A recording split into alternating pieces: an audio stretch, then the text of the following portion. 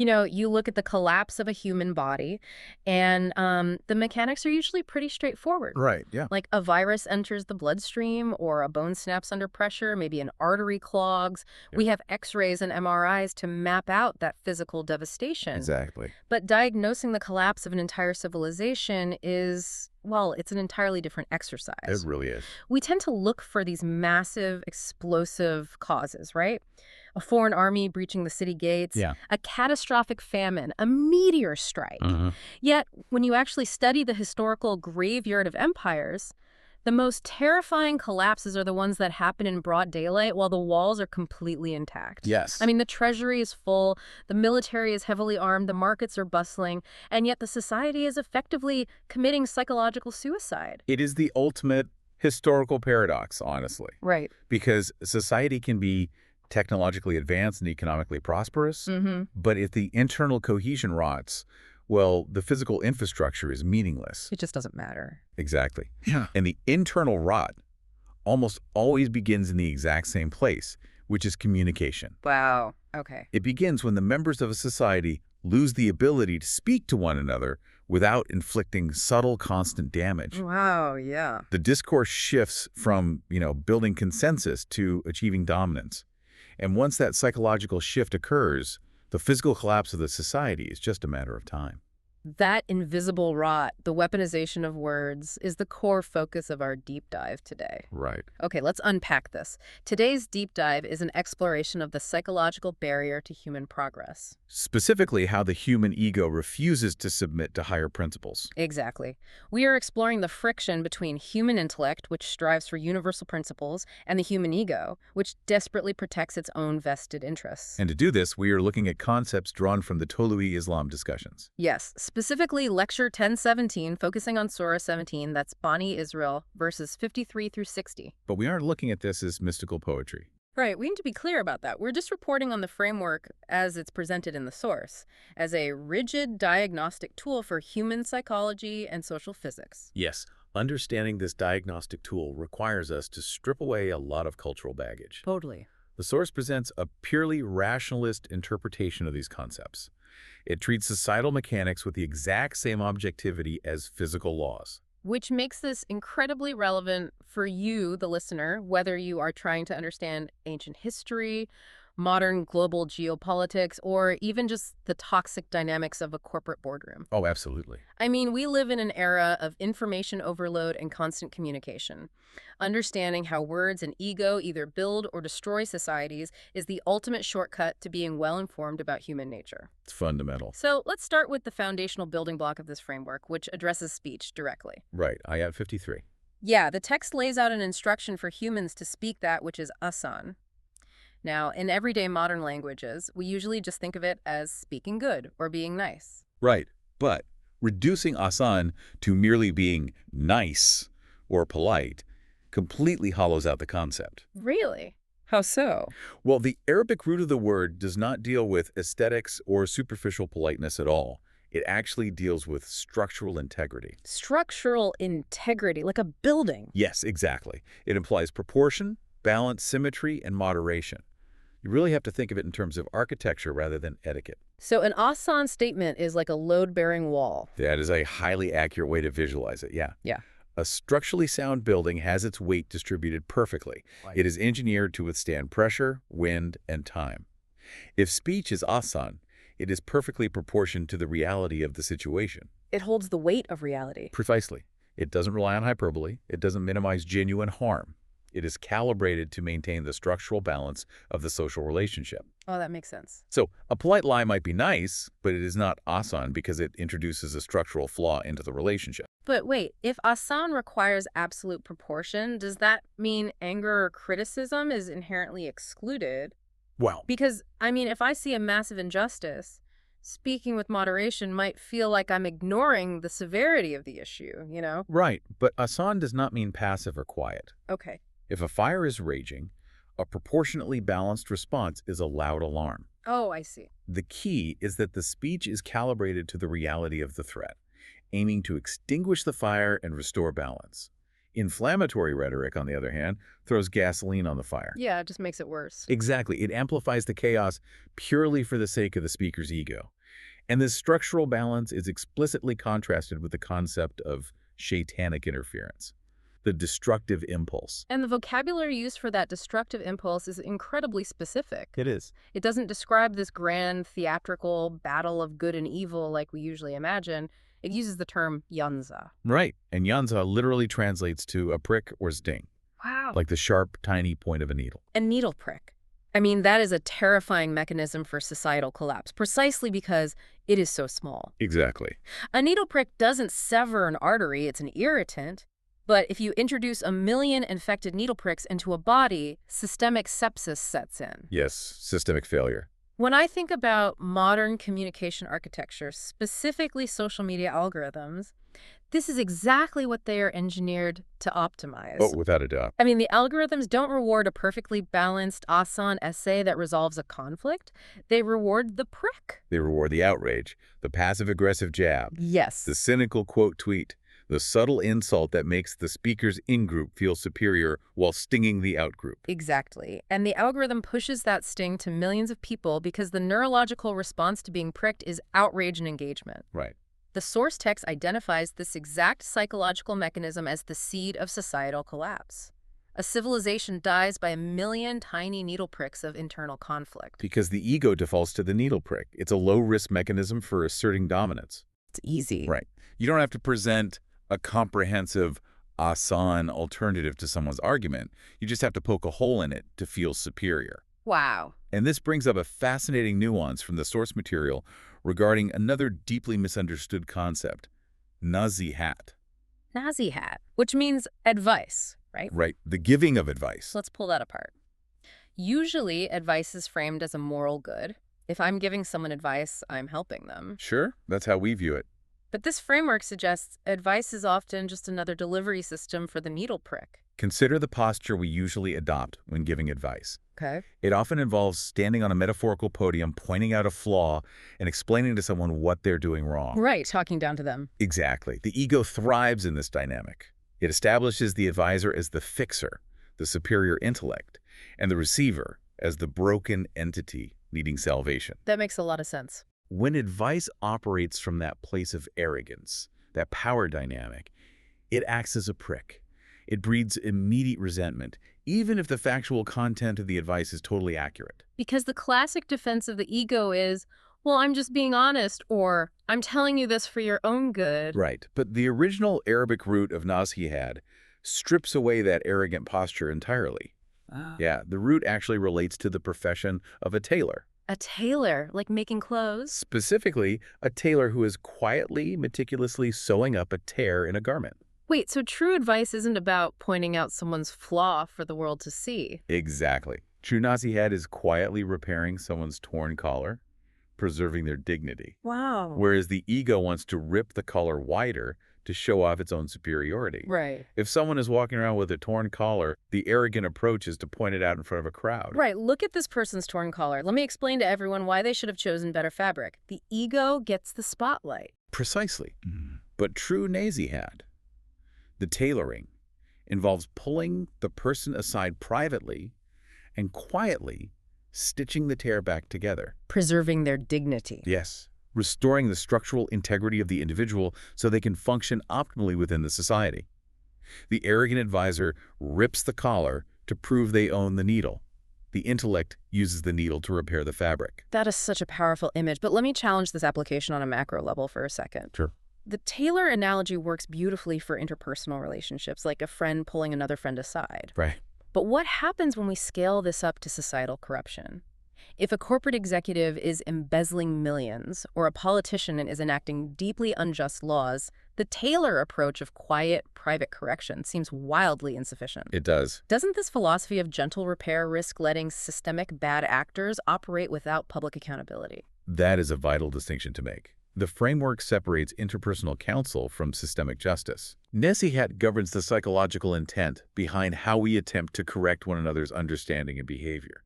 It is about removing the ego from the equation. Got it. However, when behavior crosses into systemic exploitation or violates the rights of others, it triggers a different mechanism altogether. It triggers the law of requital. Which brings us back to Hasan. Yes, the society is required to act with Hasan, which, remember, means proportionate response. Right. A proportionate response to systemic corruption is not a quiet conversation. It is structural accountability. Okay, that bridges us directly into the systemic worldview of this philosophy. If we aren't supposed to be policing each other with arrogance, who is in charge? Right, what maintains the order? Exactly. This leads to Ayat 54, which states, "Your Lord knows you best." Now, to a modern secular ear, that sounds like a regression into religious dogma. It does. It sounds like an invisible micromanager tracking your every move. But within the rationalist framework of Tulu'i Islam, this phrase is not describing an anthropomorphic deity sitting on a throne, making arbitrary case-by-case decisions about who to reward and who to punish. Right, we're just analyzing the text's philosophical stance here. Exactly. It represents the universality of mukafat amal, or the law of requital. The law of requital, meaning every action has an inevitable, inescapable reaction baked into the physics of the universe. Cause and effect. Yeah. The psychological and sociological systems of the universe are just as flawlessly attuned to human action as the physical systems. Wow. And the text makes a profound linguistic choice here to define what the divine role is not. It states that the system doesn't require a human guardian or a wakila. A wakila, that translates to like a warden. Yes, a warden with a whip enforcing things arbitrarily. Right. The system doesn't need that. Right. Think about the animal kingdom. Animals operate entirely under a biological, their instincts. Right, a bird has to build a nest a certain way. Exactly. A bee does not have the free will to suddenly decide it wants to build a square honeycomb instead of a hexagon. It is genetically locked into its behavior. But humans are different. Human beings are the anomaly. We possess autonomy. God provides the objective blueprint of cause and effect, but the outcome depends entirely on human choice. There is no warden forcing humanity to build a just society. The analogy often used to ground this, drawn directly from the source, is the neutrality of physical elements, like fire. Yes. Fire burns. That is an immutable physical law. If you put your finger in a fire and get burned, the fire isn't a warden punishing your immorality. No, it isn't. The fire isn't angry with you. The pain is simply the objective, natural consequence of your action intersecting with the physical law. Arsenic operates on the exact same neutral principle. Right, the poison. The chemical properties of arsenic are fixed. If a skilled physician takes a microscopic, perfectly calibrated dose, they can use it to treat a specific illness. It becomes a cure. But if an assassin slips a large dose into a drink, it becomes a murder weapon. The law governing the chemical doesn't change. The morality exists entirely in the human application of the law.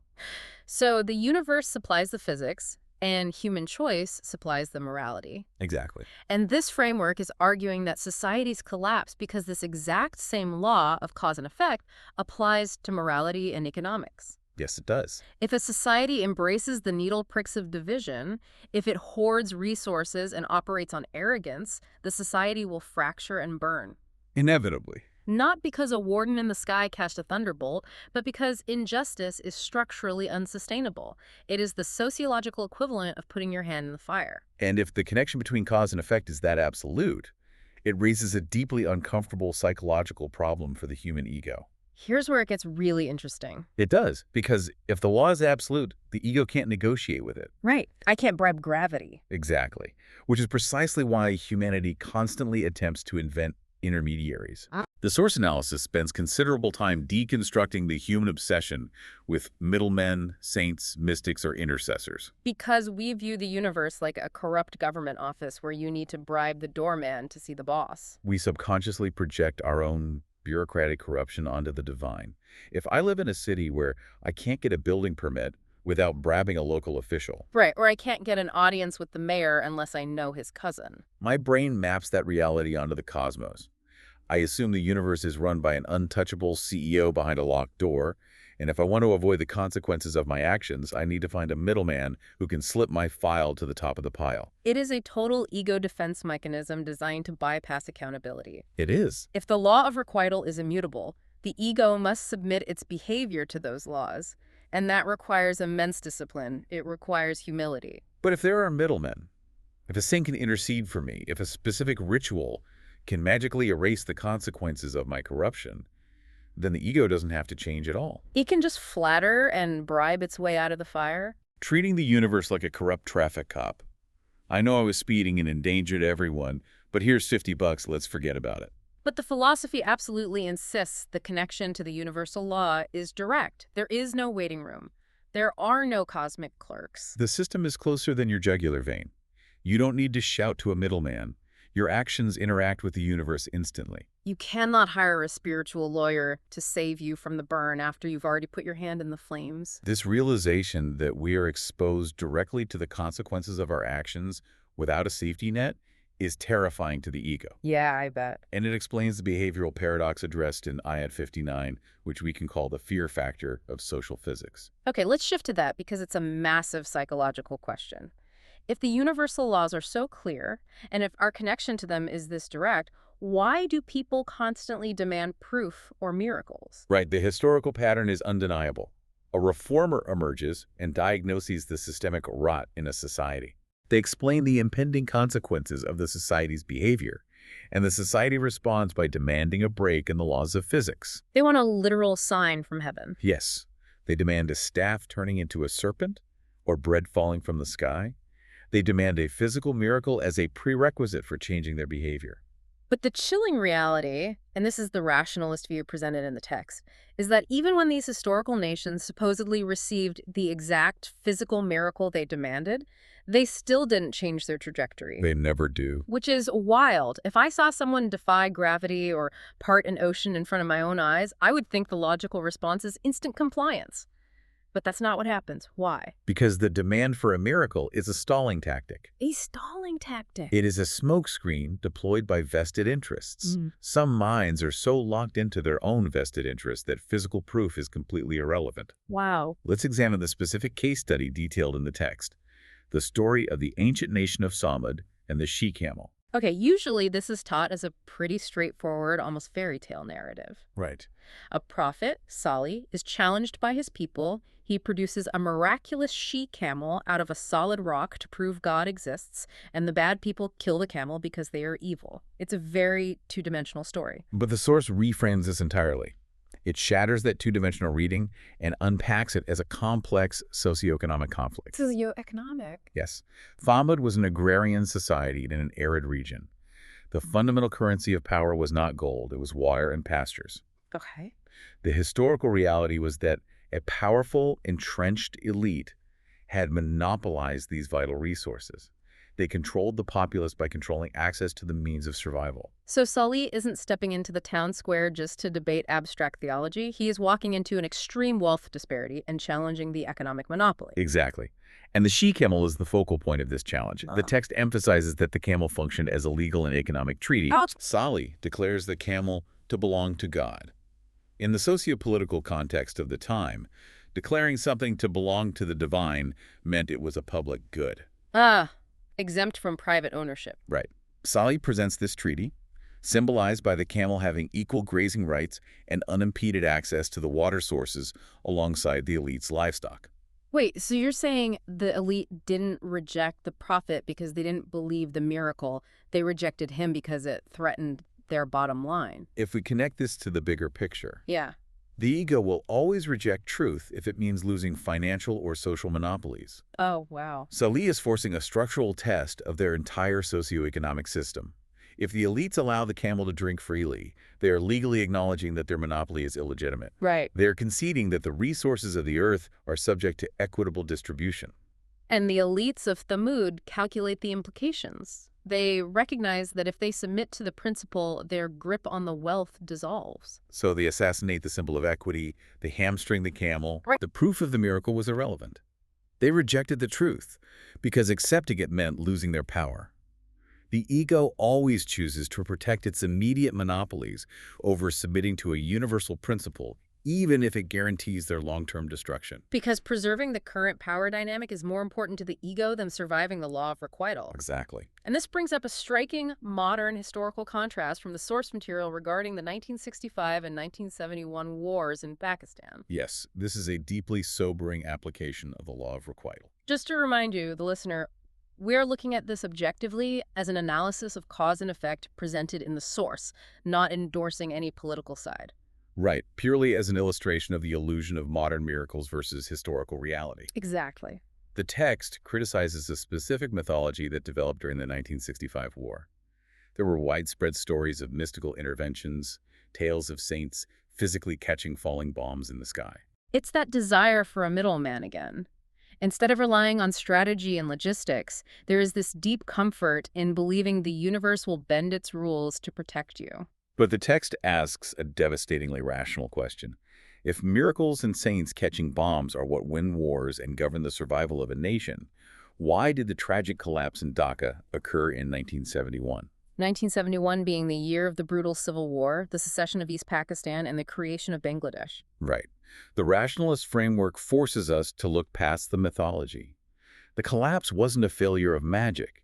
It was the accumulation of systemic, internal needle pricks. Unaddressed economic disparities, political disenfranchisement. A failure to distribute resources equitably. A modern failure of the Thamid test. When a society becomes intoxicated by the myth of its own divine protection, it goes blind to the actual structural rot happening under its feet. Yes. You ignore the real grievances of your citizens because you think angels are catching your bombs. And the law of requital is undefeated. Civilizations don't survive on wishful thinking or mystical interventions. They survive or fall based on the immutable law of requital. When a society abandons its principles, no amount of claimed miracles can save it from the bitter consequences. Which brings us to the symbolic core of the deep dive, found in Ayat 60. Okay, let's transition into this linguistic deep dive. The verse introduces two contrasting metaphors, the dream and the cursed tree. What is the dream mentioned in Ayat 60? Usually a dream is just a hallucination while we sleep. But following Parwez's analysis in the source, the ruya, or dream, wasn't a fantastical nighttime hallucination. Okay. It was the strategic vision of returning to Mecca. Returning to Mecca. Think about the context. The early Muslim community in Mecca were a heavily persecuted minority. They had no leverage and were forced to flee to Medina as refugees. By every metric, they were defeated. Yet, in that vulnerability, the dream was articulated. The strategic vision that they would survive, return to Mecca, dismantle the corrupt power structure, and establish an equitable society. And when they were weak and retreating, this dream seemed absolutely laughable to their enemies. They mocked them relentlessly for it. But this is the threshold where the intellect separates from the ego. How so? The true test of intellect is holding on to a vision of progress when current circumstances make it look impossible.